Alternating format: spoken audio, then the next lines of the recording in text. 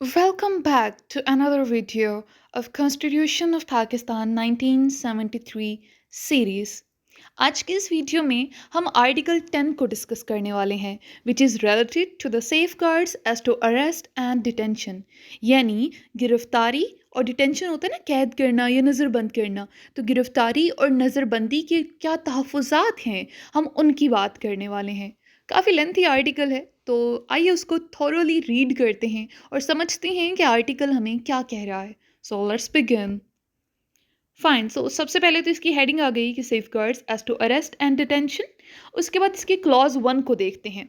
What it says, no person who is arrested shall be detained in custody without being informed as soon as may be of the grounds for such arrest, nor shall he be denied the right to consult and be defended by a legal practitioner of his choice। यानी किसी शख्स को जिसे गिरफ्तार किया गया हो, मज़कूरा गिरफ्तारी की वजह से जिस कदर जल्द हो सके आगाह किए बगैर, ठीक है, जितनी जल्दी हो सके उसे आगाह करना है, और उसे आगाह किए बगैर ना तो नज़रबंद रखा जाएगा, यानी उसे डिटेन नहीं किया जाएगा, ठीक है, और ना उसे अपनी पसंद के किसी कानून पेशा शख्स से मशवरा करने और इसके ज़रिए सफाई पेश करने के हक़ से महरूम किया जाएगा। क्या बात हुई यहाँ पे? सबसे पहले तो अगर किसी को अरेस्ट करना है, डिटेन करना है, तो पहले उसे इन्फॉर्म करना होगा, पहला पॉइंट, ठीक है, जो कि हमें ये जस्ट अ मोमेंट, ओके, पहला पॉइंट ये हो गया कि उसे हमें इन्फॉर्म करना है, ठीक है, ये बात होगी। दूसरा पॉइंट कि एक तो हम उसका राइट जो है, राइट टू कंसल्ट, ठीक है, किससे कंसल्ट कर रहा है? अपने लीगल प्रैक्टिशनर से, और वो भी अपनी मर्जी के लीगल प्रैक्टिशनर से। उससे कंसल्ट करने का राइट भी उसका डिनाई नहीं किया जाएगा, उससे नहीं महरूम किया जाएगा, और ना ही डिफेंड करने का, ठीक है, मतलब वो अपनी पसंद के लीगल प्रैक्टिशनर से बातचीत करके उसे एक तो बात कर सकते हैं और उसके उसके ज़रिए जो है वो डिफेंड भी कर सकते हैं खुद को, ठीक है। तो ये 3 पॉइंट्स बेसिकली इस क्लॉज़ 1 में डिस्कस किए गए हैं, ठीक है। ये हमें हमारा जो कॉन्स्टिट्यूशन है ये राइट देता है। फाइन, नेक्स्ट देखते हैं क्लॉज 2 को। Every person who is arrested and detained in custody shall be produced before a magistrate within a period of 24 hours of such arrest। यानी हर उस शख्स को जिसे गिरफ्तार किया गया हो और नज़रबंद रखा गया हो, मज़कूरा गिरफ्तारी से 24 घंटे के अंदर अंदर किसी मजिस्ट्रेट के सामने पेश करना लाजिम होगा। यानी उस पर्सन को 24 घंटे के अंदर अंदर मजिस्ट्रेट के सामने पेश करना ज़रूरी है, ठीक है। अगर आपने किसी को जो है वो कैद किया है, अरेस्ट किया है, तो उसे आपको मजिस्ट्रेट के सामने पेश करना होगा with in 24 hours, excluding the time necessary for the journey from the place of arrest to the court of the nearest magistrate। उसमें से क्या निकाला जा रहा है? उसमें से ये चीज़ जो है वो निकाली जा रही है कि उसमें जो वक्त है, कौन सा वक्त है, वो वक्त शामिल नहीं होगा जो मुकाम गिरफ्तारी से करीब तरीन मजिस्ट्रेट की अदालत तक ले जाने के लिए दरकार हो। यानी ये जो 24 आवर्स हैं, इसमें वो वाला टाइम एक्सक्लूडेड है जो आपको ट्रैवलिंग में लगेगा। मतलब अगर फॉर एग्ज़ाम्पल यहाँ से किसी बंदे को अरेस्ट किया गया है और मजिस्ट्रेट जो है वो 10 किलोमीटर दूर है यहाँ से, ठीक है, तो वो जितना टाइम लगेगा वो 10 किलोमीटर जो है वो तय करने में, तो वो वाला टाइम इन 24 घंटों में इंक्लूड नहीं होगा। And no such person shall be detained in custody beyond the said period without the authority of magistrate। ठीक है, और ऐसे किसी शख्स को किसी मजिस्ट्रेट की इजाज़त के बगैर मज़कूरा मुद्दत से ज़्यादा नज़रबंद नहीं रखा जाएगा, ठीक है। अगर तो मजिस्ट्रेट परमिट कर देता तो ठीक है, अदरवाइज़ आप उसको जो है वो डिटेन नहीं रख सकते हैं। नथिंग इन, मतलब अब क्लास 3 को हम देख रहे हैं। Nothing in clauses 1 and 2 shall apply to any person who is arrested or detained under any law providing for preventive detention। यानी इसकी जो क्लास 1 और 2 है, इसमें मज़कूर किसी अमर का इतलाक़ किसी ऐसे शख्स पर नहीं होगा जिसे इम्तनाई नज़रबंदी से मुतल्लिक किसी कानून के तहत गिरफ़्तार या नज़रबंद किया गया हो। यानी अभी ये हम पूरा कॉन्स्टिट्यूशन पढ़ेंगे ना, तो उसमें कुछ ऐसी हमारे पास होंगी क्लॉज़ेस देखेंगे, कुछ ऐसे आर्टिकल्स देखेंगे जो हमें बताएँगे प्रिवेंटिव डिटेंशन के बारे में, ठीक है? तो जो प्रिवेंटिव डिटेंशन के तौर पे जो है जिन लोगों को अरेस्ट किया गया है, तो वो लोग जो हैं अरेस्ट किया गया है या डिटेन किया गया है, तो वो लोग जो हैं वो क्लास 1 और क्लास 2 जो है वो उन पे लागू नहीं होगी। फाइन। उसके बाद देखते हैं क्लास 4 को क्या कह रही है। No law providing for preventive detention shall be made except to deal with persons acting in a manner prejudicial to the integrity, security or defence of Pakistan.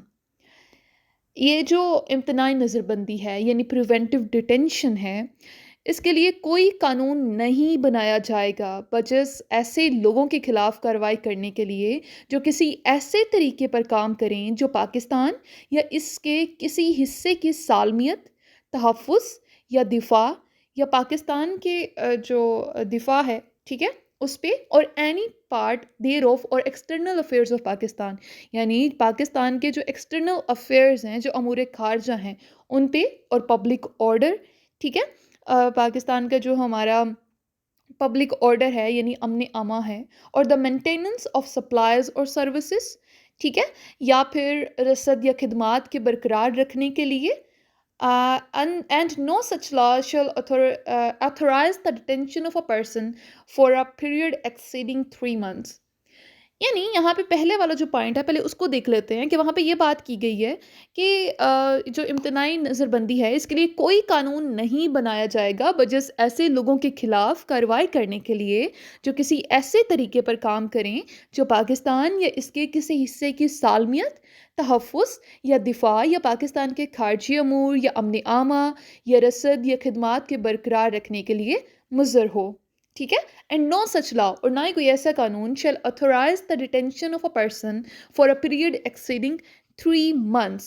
यानी कोई ऐसा कानून किसी शख्स को 3 माह से ज़्यादा मुद्दत तक नज़रबंद रखने की इजाज़त नहीं देगा, ठीक है? 3 मंथ से ज़्यादा डिटेन नहीं कर सकते unless the appropriate review board has, after affording him an opportunity of being heard in person, reviewed his case and reported, ठीक है, before the expiration of the said period that there is in its opinion sufficient cause for such detention and if the detention is continued after the said period of 3 months। अब यहाँ पे बात की क्या की जा रही है उस वक्त तक, ठीक है, अनलेस यानी उस वक्त तक जबकि जो अप्रोप्रिएट यानी जो मुतलका नज़रसानी बोर्ड है उसने इसे समात का मौका मुहैया करने के बाद मज़कूरा मुद्दत ख़त्म होने से कबल इसके मामले पर नज़रसानी ना कर ली हो और ये रिपोर्ट ना दे दी हो कि इसकी राय में मज़कूरा नज़रबंदी के लिए वजह काफ़ी मौजूद है और अगर after the said period of 3 months और अगर 3 माह की जो मज़कूरा मुद्दत है उसके बाद unless the appropriate review board has reviewed this case and reported before the expiration of each period of 3 months that there is in its opinion sufficient cause for such detention। यानी 3 माह की मज़कूरा मुद्दत के बाद नज़रबंदी जारी रहे तो तावक्त ये कि मुतलका नज़रसानी बोर्ड ने 3 माह की हर मुद्दत के खात्मे से पहले इसके मामले पर नज़रसानी ना कर ली हो और ये रिपोर्ट ना दी हो कि इसकी राय में ऐसी नज़रबंदी जो है वो ज़रूरी है। Okay, sorry for the disturbance. तो ये रिपोर्ट ना दी हो कि इसकी राय में ऐसी नज़रबंदी की वजह काफ़ी मौजूद है। यानी वो यहाँ पे इन शॉर्ट अगर हम देखें तो क्या बात की जा रही है कि पहली बात तो ये की कि 3 माह से ज़्यादा जो 3 मंथ्स का पीरियड है उससे ज़्यादा जो है वो एक्सीड नहीं होगा, ठीक है? अगर 3 मंथ्स का पीरियड एक्सीड होता भी है तो वो किस केस में होगा कि हर 3 माह की मुद्दत पूरी होने से पहले 3 मंथ्स का जो पीरियड है वो पूरा होने से पहले जो रिव्यू बोर्ड है वो ये रिपोर्ट ना दे दे कि इसे मज़ीद डिटेन करने के लिए वजूहात मौजूद हैं, ठीक है? तो ये अगर ना दे तो 3 मंथ्स से ज़्यादा नहीं रखा जा सकता। तो आफ्टर एवरी 3 मंथ्स, ठीक है, after the completion of every 3 months बल्कि उससे पहले ही before the completion of every 3 months जो रिव्यू बोर्ड है it has to submit a report, ठीक है, जिसमें ये वो बताए कि रीजंस मौजूद हैं। फाइन, तो ये बात हो गई। अब नेक्स्ट देखते हैं, एक्सप्लेनेशन दी गई है। अब ये हमारे कॉन्स्टिट्यूशन में एक्सप्लेनेशन किस चीज़ की दी गई थी, ये इसी आर्टिकल की कुछ चीज़ों को एक्सप्लेन किया गया था। So I thought that these are necessary to, so let's see. In this article the appropriate review board, अब वो कह रहे हैं कि इस आर्टिकल में जो मुतलका नज़रसानी बोर्ड है वो क्या है, अब उसको देखते हैं। First point, in the case of a person detained under a federal law, a board appointed by the Chief Justice of Pakistan and consisting of a chairman and two other persons, each of whom is or has been a judge of the Supreme Court or a High Court। यानी किसी वफाकी कानून के तहत नज़रबंद किसी शख्स के मामले में पाकिस्तान के चीफ जस्टिस की तरफ से मुकर्रर करदा बोर्ड मुराद है, जो एक चेयरमैन और दूसरे दो अशखास पर मुश्तमिल हो, जिनमें से हर एक अदालत उज़्मा यानी सुप्रीम कोर्ट या किसी अदालत आलिया यानी कि हाई कोर्ट का जज हो या रहा हो। ठीक है, मतलब that person must be a जज, या तो वो रहा हो और या फिर अभी वो हो। ठीक है, अब दूसरा पॉइंट कि अगर पहली बात तो हमने कर ली कि फेडरल के अंडर अगर है तो क्या होगा, और अब अगर प्रोविंशियल का है फिर क्या होगा। In the case of a person detained under a provincial law, a board appointed by the chief justice of the high court concerned and consisting of a chairman and two other persons, each of whom is or has been a judge of a high court।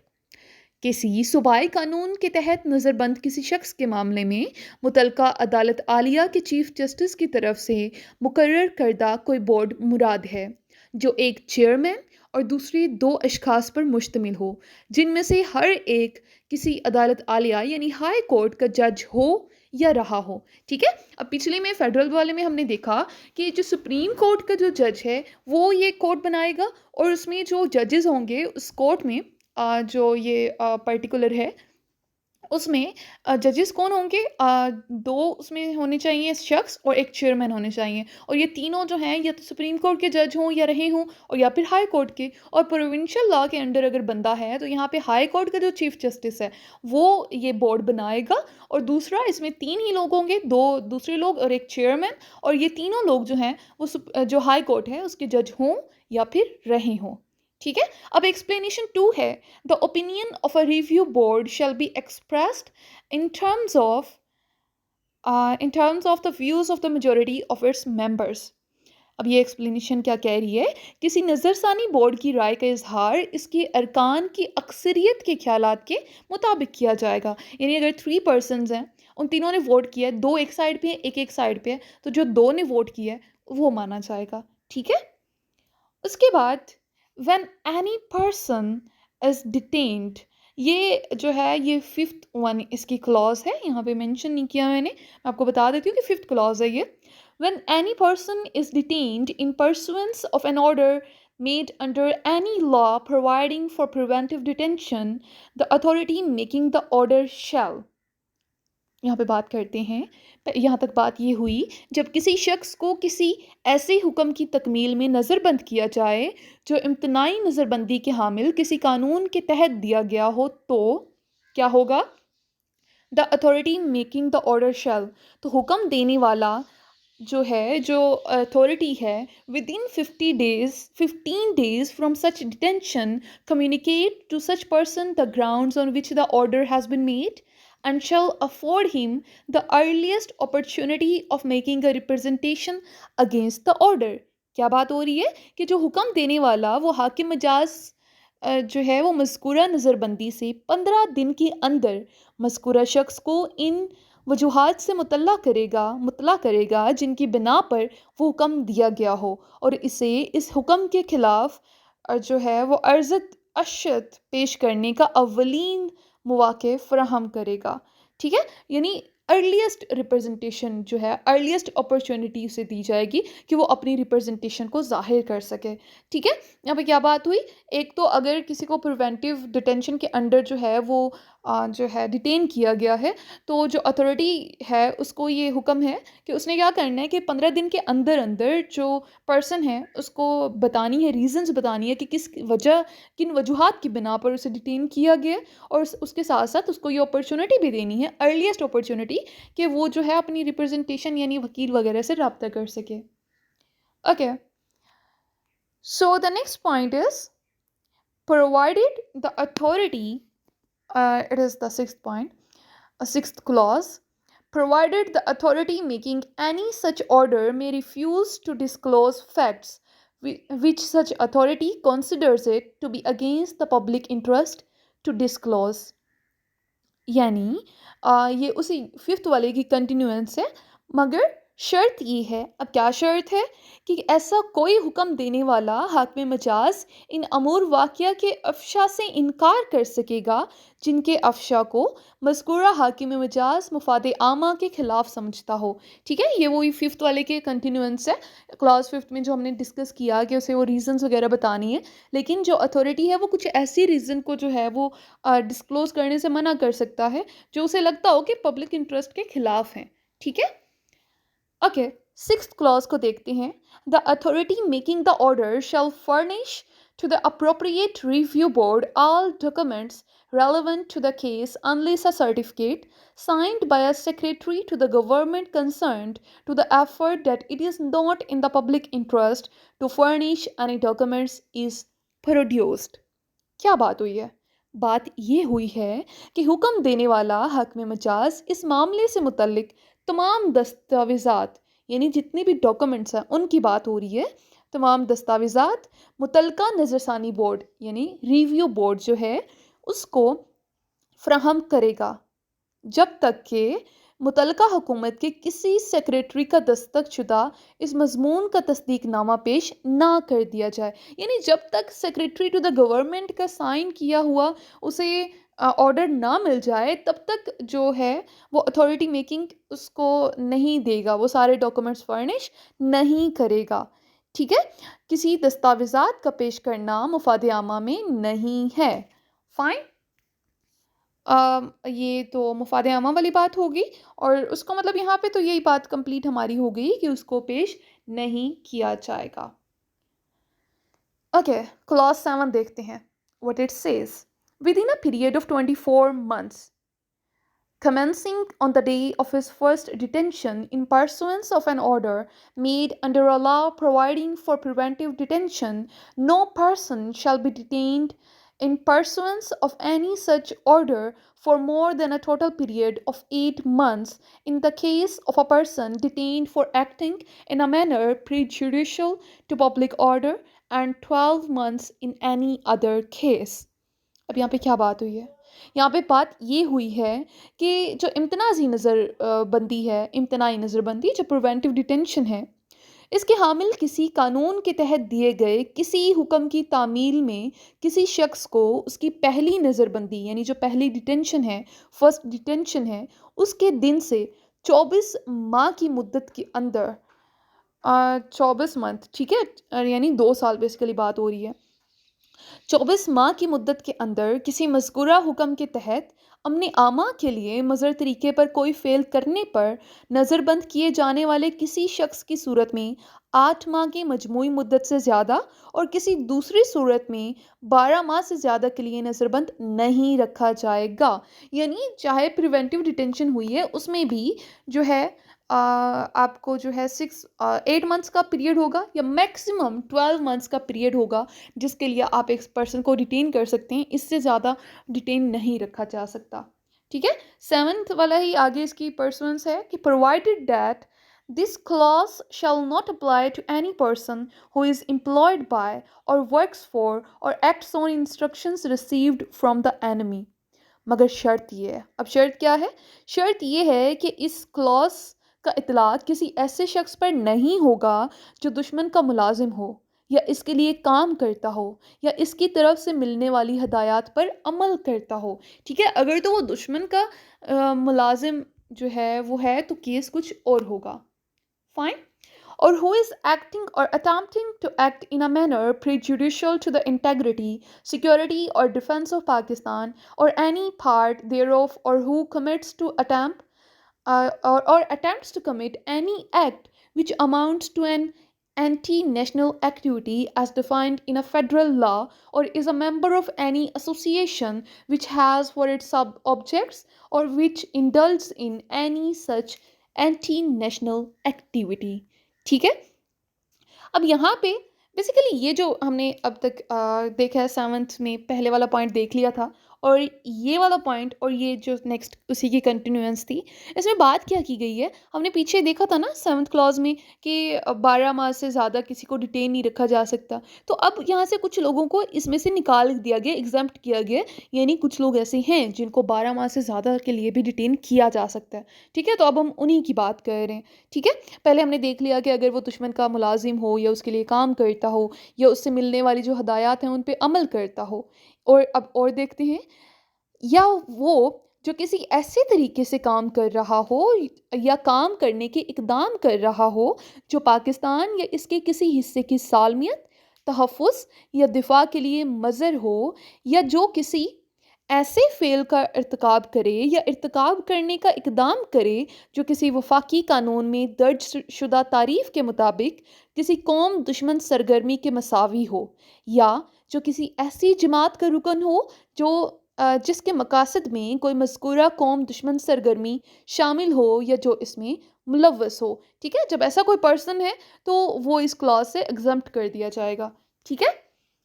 उसके बाद clause 8 क्या कह रही है, the appropriate review board shall determine the place of detention of the person detained and fix a reasonable subsistence allowance for his family. बात क्या हो रही है, जो रिव्यू बोर्ड है यानी जो मुतलका नज़रसानी बोर्ड है, वो किसी नज़रबंद शख्स की नज़रबंदी के मुकाम का तयन करेगा, यानी उसे कहाँ डिटेन रखना है ये रिव्यू बोर्ड डिसाइड करेगा।